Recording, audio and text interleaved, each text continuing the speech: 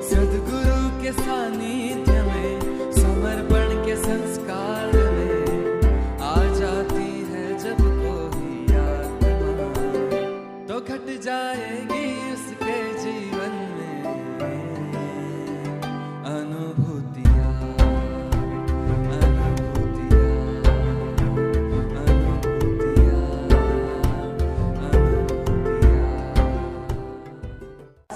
जय बाबा स्वामी। गुरुदेव के चरणों में कोटि कोटि नमन, गुरु माँ के चरणों में कोटि कोटि नमन। मेरा नाम जयाबेन है। मैं रायपुर फाफाडी सेंटर से हूँ और मैं 2012 में गुरु दीक्षा ली है। मैं जुड़ी ऐसे हूँ, एक बार मैं बड़ौदा गई थी। मेरी छोटी बहन है बड़ौदा में, तो बड़ौदा वहाँ वो जाती थी ध्यान में रोज़ सुबह। तो मैं बोली सुबह तो इतना जल्दी कहाँ जा रही है? तो कि मैं तो कि वहाँ सेंटर में ध्यान करने जा रही हूँ। मैं बोली मैं भी चलूँगी साथ में, चल कैसा है ध्यान पता चले।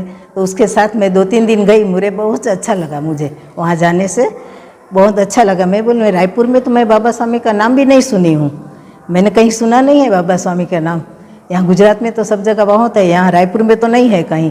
तो ऐसे मैं उससे पूछी, तो मैं बोली जाके देखूँगी, कहीं तपास करूँगी, होगा तो। मेरी इच्छा थी कि मैं भी करूँगी ध्यान। तो बड़ौदा से मैं जब रायपुर आई तो यहाँ एसोसिएशन भवन में शिविर चालू था, तो वहाँ 2 दिन तो निकल गए थे। तीसरे दिन मैं गई, मेरी देरानी भी 2 जा रही थी।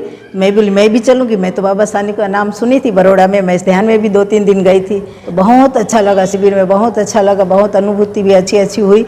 और उसी दिन से हम लोग जुड़ गए इसमें। फिर उसके बाद तो हम डम्बेन के यहाँ से सेंटर चालू था, तो उसी दिन से हम लोग सेंटर में भी जाना शुरू कर दिए। उसके बाद हम धीरे धीरे फिर गुरु पूर्णिमा की, तो गुरु पूर्णिमा में सब लोग हम साथ में गए थे, से वहाँ से जुड़ गए। वहाँ से आके फिर हम लोग ने एक बार मेरी भी इच्छा हुई कि मेरे यहाँ भी मैं शिविर करवाऊँ। तो आखिरी दिन था वहाँ नाम देने का लिए, सेंटर शिविर करने का आखिरी दिन था। तो डम्बेन ने से मैंने पूछी, डम्बेन कहे आज आखिरी दिन है, आपको देना है तो आप घर में पूछ के मेरे को बता दो तो मैं नाम दे देती हूँ। तो मैं घर में जाके पूछी मैं शिविर करना है तो करूँ क्या? तो कहे हाँ करना है तो ठीक है। तो फिर घर से छुट्टी मिली और मैंने फ़ोन करके डम्बेन को बता दिया, मैं हमारा रजिस्ट्रेशन करवा देना शिविर का और हम लोग शिविर करेंगे घर में। तो हम लोग वहीं से तभी से शिविर किया, घर में शिविर भी किया। उसके बाद दूसरा शिविर भी किया, दो शिविर हो गई हमारे घर में। और उस शिविर में फिर वो शिविर हुई, उसी दिन से मेरी बहू भी जुड़ गई शिविर में। तो एक अनुभूति यही है मेरे हस्बैंड को एक कान के नीचे बहुत बड़ी गांठ हुई थी, तो उसको बोला कि जाओ अस्पताल में दिखा के आओ, तो ये तो बहुत बढ़ जा रही है और दर्द भी बहुत कर रही है, तो आप दिखा के आओ। तो बोले नहीं, मेरे को हफ्ता में तो राजकोट जाना है, तो राजकोट से वहीं दिखाऊंगा, यहीं फिर सब रिपोर्ट करवाना, उससे अच्छा है कि राजकोट जाके वहीं राजकोट में ही दिखा दूँ। तो मैं बोली हफ्ता के बाद तुम राजकोट जाओगे तब तक तो ये कितना बढ़ जाएगा। तो फिर मैं क्या, गुरु पूर्णिमा का जो वाइब्रेट हुआ वो पानी लाए थे, वो पानी मैंने उसको 3 दिन पिलाया। तो क्या मालूम क्या हुआ, तो 3 दिन में पूरा गांठ ख़त्म ही हो गया और आज तक उसको कुछ नहीं हुआ है वहाँ। और वो राजकोट गए उससे पहले से उसको पूरा आराम हो गया एकदम, और उसने उसको फिर दिखाया ही नहीं और आज तक कुछ नहीं हुआ है उसको वहाँ पे। इतना अच्छा अनुभूति वहाँ उस दिन हुआ हमको।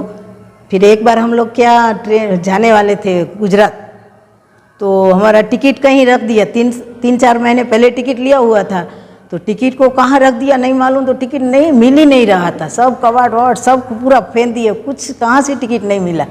तो मैंने क्या करूं, गुरु स्वामी जी से प्रार्थना की, स्वामी जी अब हमको जाना है परसों, टिकट मिल नहीं रहा है, अब क्या करूं, पूरा स्वामी जी से प्रार्थना की। तो फिर मेरे हस्बैंड बोले तेरा मोबाइल कवर देख, तो उसको क्या मैंने स्वामी जी ने उसको बताया क्या किया, तेरा मोबाइल कवर देख। तो मोबाइल कवर देखा तो उसमें से टिकट निकला। अरे भगवान, ये कितना ढूंढ के थक गए, टिकट नहीं मिला। और मोबाइल कवर में टिकट कहाँ रखते अपन, टिकट तो मोबाइल कवर में नहीं रखते, और मोबाइल कवर में से टिकट मिला, वो भी बहुत बड़ी अनुभूति मुझे को हुई। जय बाबा स्वामी।